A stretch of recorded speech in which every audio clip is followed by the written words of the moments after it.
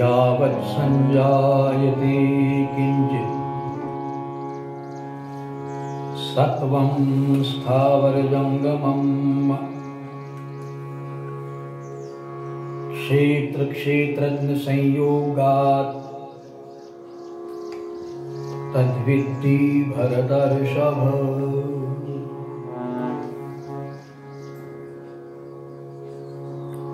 क्षेत्र क्षेत्रज्ञ विभाग योग के प्रकरण में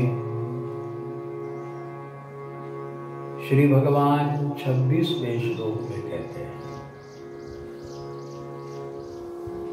जहां तक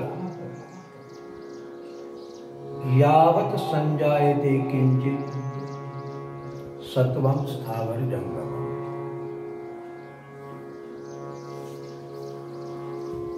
संजायते अर्थात जो तुम्हें जीवित दिखाई देते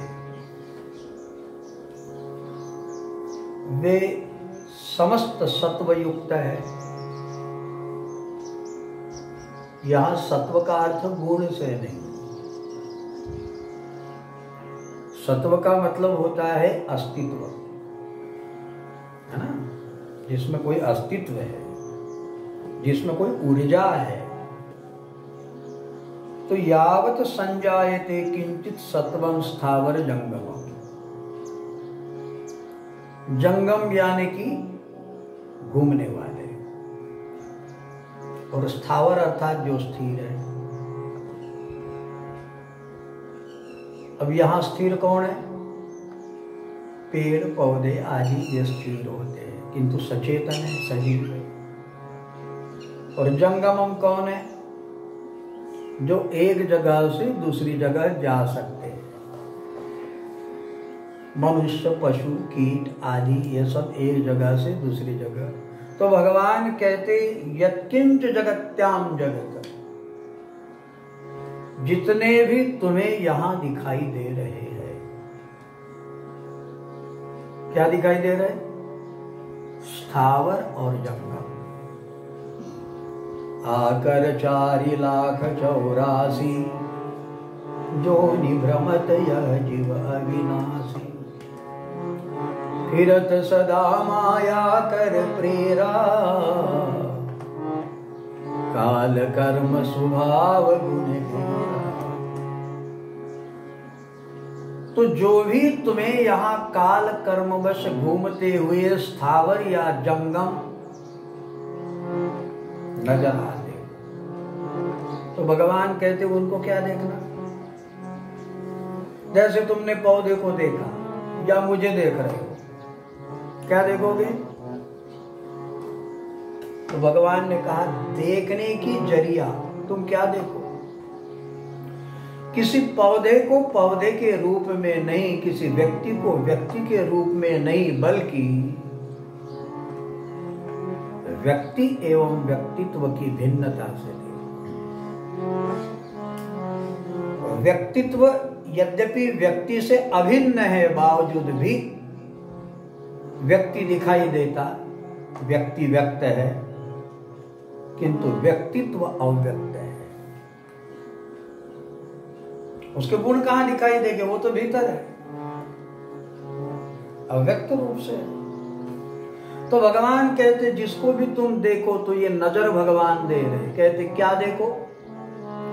क्षेत्र क्षेत्रज्ञ संयोगा तद्विद्धि भरतर्षभ। हे भरतवंशियों में श्रेष्ठ अर्जुन, क्यों कह रहा हूं मैं तुम्हें भरतवंशियों में श्रेष्ठ? इसलिए कह रहा हूं कि कम से कम ये बात सुनने के लिए तुम राजी तो हो। क्योंकि यदि सबको क्षेत्र और क्षेत्रज्ञ में की दृष्टि से देखोगे तो क्या देखोगे? क्षेत्र जड़ प्रकृति है, क्षेत्रज्ञ चेतन प्रकृति है। क्या दिखाई देगा? जैसे आप मुझे देख रहे हो, तो ये मेरा जो अपना ढांचा है, ये क्या है? क्षेत्र है। क्षेत्र जड़ होने के कारण ये इसका कार्यान्वयन नहीं हो सकता, जड़ है। अब मैं बोल रहा हूं, हाथ हिला रहा हूं, आंख से देख रहा हूं, सुन रहा हूं, ये किसके कारण? चेतन प्रकृति अर्थात क्षेत्रज्ञ।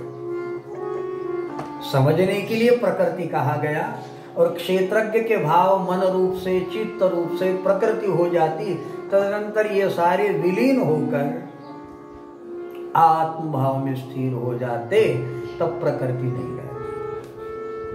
किंतु समझने के लिए जड़ प्रकृति और चेतन प्रकृति दो का उपालंब देना पड़ेगा। तो क्या देखोगे? किसी व्यक्ति को मत देखना, क्या देखोगे? एक क्षेत्र है और ये ऐसा कार्यान्वयन क्यों कर रहा है? क्षेत्रज्ञ है। अच्छा, क्षेत्र का क्रियान्वयन कौन करता है, नियमन कौन करता है? जैसे दीदी हारमोनियम बजा रही, हारमोनियम तो जड़ है, लेकिन वह स्वर यदि बजाती, बजाने वाला तो कोई है। अच्छा, ये बजाने वाले में भी अंगुली चलती है, तो इसके भीतर भी बजाने वाला कोई है? बताओ। तो जिसको भी आप देखो तो स्ट्रक्चर क्षेत्र है, और इसके भीतर की क्रिया शक्ति ऊर्जा क्षेत्रज्ञ है, और ये दोनों के संयोग में क्षेत्र क्षेत्रज्ञ संयोगात् तद विद्धि भरत। इतना ही तुम जानो, दूसरा मत जानना। तुम यदि उधेड़ बुन में लग जाओगे, भाई नमस्कार, कहाँ रहते हो, क्या जाति है तुम्हारी, जो कहेंगे हम ब्राह्मण हैं, तुम नीचे के हो, तुम ऊपर हो, ये लग गया। यहां से प्रपंच शुरू। तुम पापात्मा हो, तुम पुण्यात्मा हो, तुम भले हो, तुम दुष्ट हो, तुम अच्छे हो, यहां से प्रपंच प्रारंभ हो गया। लड़ते रहो। भगवान कहते किसी दुष्ट से भी तुम्हें क्या मतलब है, और किसी शिष्ट से, अच्छे से भी तुम्हें क्या लेना देना है, तुम हो। इसीलिए किसी को भी दुर्भावना या सद्भावना से देखने की जरूरत नहीं। क्या देखोगे? और सद्भावना से क्यों देखो? क्योंकि दुर्भावना न आए, इसलिए सद्भावना से देखो। वरना भगवान ने तो सीधा दो टुक कह दिया, जिसको भी देखो, किसको? व्यक्ति को नहीं, स्थावर जंगम किसी को भी देखने के बाद हमें ऐसा लगना चाहिए कि ये क्षेत्र का संयोग है। इसी को मानस ने कहा, जड़ चेतन की ग्रंथि पर गई, जड़ चेतन यद्यपि मृषा छूटत कठिनाई।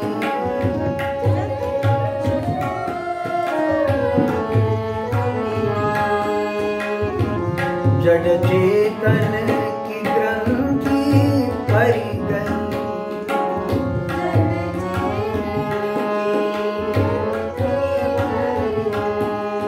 रजत सीप महाभास जिनी यथा भानु करवाई। रजत सीप महाभास जिनी यद्यपि मृषाति हुकार ब्रह्मन सकै कोटारी। मंगल भवन अमंगल हारी, मंगल भवन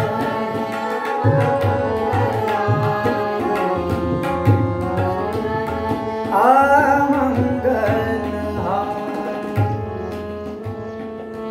श्रीमद् भागवत का आरंभ होता है, तेजो वायु मृदा यथा विनिमयो यत्र त्रिसर्गो मृषा। ये त्रिसर्ग मृषा है। जैसे रात्रि सपने में कुछ नहीं था, मृषा था, रात का सपना, लेकिन जब सोए थे तब सच्चा था। जागे तो मृषा हो गया। जागे जथा सपन ब्रह्म जाए। कल का अपना विषय हुआ कि जितना दृश्य भूत तुम्हें दिखाई दे रहा है, इससे तुम विलग हो या नहीं? अच्छी चर्चा नहीं हो गई ना, तुम विलग तो हो, ऐसे ही तुम्हारे भीतर के मन, चित्त, बुद्धि, वृत्ति से तुम भिन्न हो। सुनो भी, है ना, तुम इससे भिन्न हो। सुनने में कितना अच्छा लगा। हाँ, जैसे हम इससे भिन्न है, ऐसे मन, वृत्ति, चित्त से हम तो भिन्न है। वाह, ऐसा लगता है कि हो गया ब्रह्म ज्ञान, हो गया। बात तो समझ में आ गई और अच्छी भी लगी, मीठी भी लगी। लेकिन कैसा सहज लगा कि इन सब बाह्य प्रपंच से तुम अलग ही हो। मकान में रहते हो किंतु मकान से अलग हो। ऐसे ही पहला प्रारंभ अपने शरीर से करना पड़ेगा।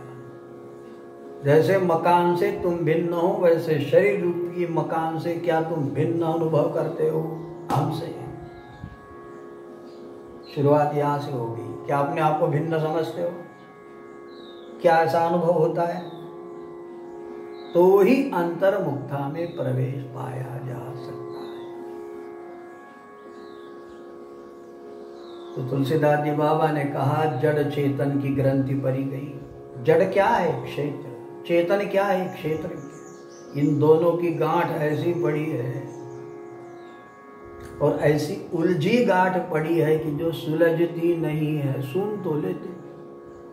और तुलसीदास जी बाबा कहते, यद्यपि मृषा लेकिन छूटत कठिनाई। अब रात्रि के स्वप्न क्या होते हैं? मनोतरंग। और जागृति में भी हम जो जीते हैं तो मनोतरंग। तुम यहां बैठे हो, बहुत कम लोग सुनते, अपने मनोतरंग भी होते हैं। अच्छा, श्रवण से उठो, 24 घंटे जागृत हो या स्वप्न हो, हम अपने मन चित्त की उधेड़ बुन में होते या नहीं? बताओ। पहले तो यह बात ध्यान में आनी चाहिए। और रात्रि के सपने मिथ्या थे। क्यों? क्योंकि मनोतरंग थे। तो दिन के भी आपके मनोतरंग क्या मिथ्या नहीं है? तनिक इसका कभी लगा है? अच्छा, मिथ्या है तो फिर भी आदमी क्यों करता? तो कहते दिल है कि मानता नहीं। क्या करें हम? क्या करें? अरे भगवान ने यही तो बात कही, प्यारे, पहले अपने शरीर से तुम बिलक। तुम इस बात को डंके की चोट समझ लो कि शरीर जैसे मकान में रहने वाले तुम हो तो शरीर में रहने वाले तुम हो, ये झूठ है। बल्कि शरीर में तुम प्रतिबिंब रूप से हो और बिंब रूप से तो तुम शरीर से कई बाहर हो। जब ये बात ध्यान में आएगी, शरीर में जो आप हो ना, ये प्रतिबिंब रूप से हो, बिंब रूप से नहीं। तुम शरीर में हो ही नहीं, झूठ है। जैसे घड़े में पानी हो और पानी में सूर्य दिखाई दे रहा, झूठ है। सूर्य तो है लेकिन झूठ है, प्रतिबिंब स्वरूप। ऐसे हम में जो आत्मा दिखाई दे रही, झूठ है। पहले तो अपने आप को ठुकरा दो, बात ध्यान में नहीं आएगी। और जब समझ में आ जाएगी तो आनंद छा जाएगा। तुम बिंब रूप से तो बाहर हो। कहां आत्मा को बांध सकते हो? ये शरीर में बांधा जा सकता है। ये भ्रम है कि हमारे भीतर वो बैठा है। फिर भी भगवान कहते, जाओ, क्षेत्र और क्षेत्रज्ञ इस शरीर में विद्यमान है। लेकिन ग्रंथि परी गई, यद्यपि मृषा छूटत कठिनाई। है तो मिथ्या, लेकिन इतनी कठिनाई से छूटती है। बात भी समझ में आती, प्रवचन भी कर देते, लेकिन समझ में आना इतना मुश्किल है। क्यों मुश्किल है? क्योंकि निश्चयात्मिका बुद्धि के अभाव में ध्यान में आना कठिन है। निश्चय नहीं बनता इसके प्रति। तो रजत में, सीपली में जैसे रजत का भास होता है, रस्सी में जैसे सांप का भास हो जाता है, ऐसे ही अपने मनोतरंग ही मानो अपना जीवन जब तक लगने लगता है। यद्यपि मृषा, तुम जो भी चिंतन करो फालतू है, पता है, लेकिन उधेड़ बुन में रहे बिना चित्त रह नहीं सकता। नई नई फाइल खोजता। ठीक है कि अभी जो काम करना है उसके विषय में विचार किया तो बात और है, भाई चलो हमको ये काम करना है, लेकिन पता नहीं कब कब की फाइल निकालता है और उसके साथ में घूमते रहता है। पागल हो, और ऐसे पागल सारे हैं, सारे A to Z सारे ऐसे ही पागल है। यानी कि मैं जो कह रहा हूं मैं भी इसी में गिनती में आता हूं, क्योंकि नहीं कश्चित क्षणमपि जातु तिष्ठति कर्मकृत, हम एक क्षण के लिए भी अपने कर्म का त्याग नहीं कर सकते, निरंतर इसी उदेड़ गुण में। तो पहले मन के तरंग मार ले बस हो गया भजन, मन के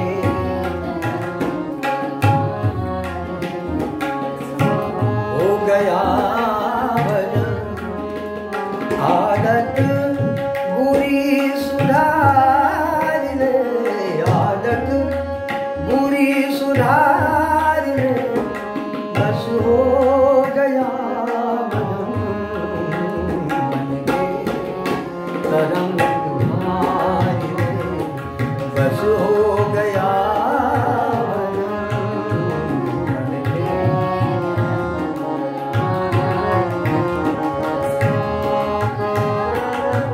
सबसे पहली बात है कि तुम जो चिंतन करते हो, मुझसे ज्यादा पागल दूसरा दुनिया में मिलना मुश्किल।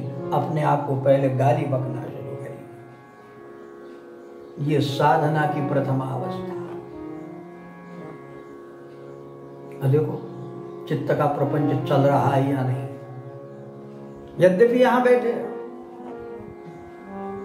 तो कम से कम यदि सुनने भी लगे हो कि चलो भाई क्या कह रहे हैं, तो कहने में भी उधेड़ बुन शुरू हो जाती है। हाँ ये तो अच्छा कहा, परमानंद जी ने तो ऐसा कहा, उसने तो चला मन जय जय सिया राम।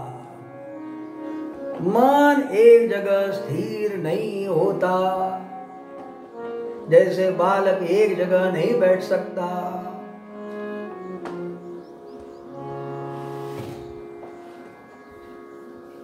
मकारा दश चंचला में ये मन भी है, मन मेघो मानिनी मरुतः, ये चंचल है, अति चंचल चपल जाता येता लगती काल, इतना भी चंचल है कि अब भी दिल्ली पहुंच जाता बिना रिजर्वेशन। चलो लाल किला देखने लगो, चलो लाल किले के ऊपर बैठो, मोदी जाएगा तो 15 अगस्त को जाएगा, आप पहले चले जाओ, ढूंढ के आ जाओ पूरा। बंबई चले जाओ, इंडिया गेट देख के आ जाओ, कुतुब मीनार देख के आ जाओ, हैदराबाद जाके दिल्ली का कुतुब मीनार देखो, बंबई शहर की बहार देखो, देखो जी देखो ताजमहल, और घर बैठे सारा संसार देखो। घर बैठे सारा संसार ये मन दिखाता है, घर बैठे कहीं जाने की जरूरत नहीं, एक क्षण की भी जरूरत नहीं पड़ती, और पता नहीं हम कहां कहां घूम के आते, हमसे कोई पागल दूसरा होगा। देखो ये जब हमें पता चलेगा कि कितनी बुरी आदत, कितनी गंदी आदत हमने अपने मन को लगाए रखी है, तब भगवान कहते भाई यतो यतो निश्चलति मन चंचल अस्थिरम, ये अस्थिर मन जहां जहां को विचरण करता है, ततस्ततो नियम में वहां वहां से लाकर तदात्मन्येव वशम ने, उसको भगवान नाम में लगा, भगवत चर्चा में लगा, है ना। जैसे आज वो भगत राज आए, अच्छे लगते हैं, वो तुम्हारे क्या नाम खरगोन वाले यादव जी भगवत चर्चा के बिना दूसरी बात नहीं करते, बहुत अच्छा लगता है। ऐसा लगता भी ऐसा कब आदमी हुआ जाएगा, दूसरी बातें ही ना करे, वरना मौन रहे। चर्चा करना हो तो भगवान की करे, इधर से ये निकालना है, उधर से वो करना है, वहां ऐसा बनाना है, ये करना, अरे वो प्यारे बहुत हो गया। अब तो इतना करो कि भगवान हमसे प्रेम करे। बहुत जिंदगी छोटी है, बहुत गई थोड़ी रही, थोड़ी भी अब जाने को हो रही है, तो अब तो एक ही रास्ता, परमात्मा के सिवा दूसरा कुछ न सूझे, मिले कोई ऐसा संत फकीर, उसकी तलाश होती है कि ऐसा भक्त बार बार मिलता है जो भजनानंदी संत हो, जिसके सानिध्य में रहने के बाद में हमारी भक्ति अनायास बढ़ने लगती हो। ये चीज करती है। तो भगवान कहते हैं कि भाई दुनिया को देखोगे ना तो क्षेत्रज्ञ के संयोग से देखो, दूसरा कुछ मत देखना। क्षेत्र जड़ है और क्षेत्रज्ञ आत्मा उसमें नर्तन कर रहा, नाच रहा, दूसरा मत देखना, तो प्रपंच से बच जाओगे। देखो अभी हाल में मुझे देखो तो मैं खिलौना लगने लगूंगा आपको। देखो शरीर जड़ है, मैं बोल रहा हूं, उसको न विद्वान संज्ञा दो, न प्रवचनकार संज्ञा दो, न महाराज वाली कोई बात, और हम बड़े और तुम छोटे हैं, हम ऊपर हम नीचे, ये बातें देने की जरूरत नहीं है। क्षेत्र और क्षेत्रज्ञ का संयोग हो रहा है, कुत्ता भौंक रहा तो क्या कहो, क्षेत्र और क्षेत्रज्ञ का संयोग है। कोयल बढ़िया बोल रही, क्या है, क्षेत्र और क्षेत्रज्ञ का संयोग है। बढ़िया पौधे में फूल खिले, हाँ है, अच्छा है, किंतु क्या है, क्षेत्र में क्षेत्रज्ञ का संयोग है, इसलिए फूल खिला हुआ है। पक्षी चहचहा रहा है, क्या है, बस इतना ही देखो, कितनी प्यारी बात कही, और विश्लेषण में मत जाना। हमारे घर को ये लाना पड़ता, ये पौधा हमारे घर अच्छा दिखेगा, यह आदमी कितना अच्छा है, इससे प्रपंच प्रारंभ हो जाएगा। भगवान सीधी सीधी बात कह रहे, यावत् संजायते किंचित सत्वं स्थावर जंगमम क्षेत्र क्षेत्रज्ञ संयोगा तद विद्धि।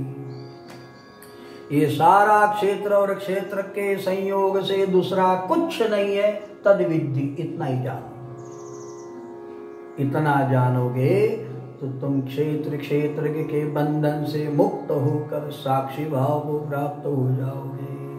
श्री गोपाल कृष्ण भगवान की जय। श्री भगवद गीता मैया की जय। श्री हनुमान जी महाराज की जय।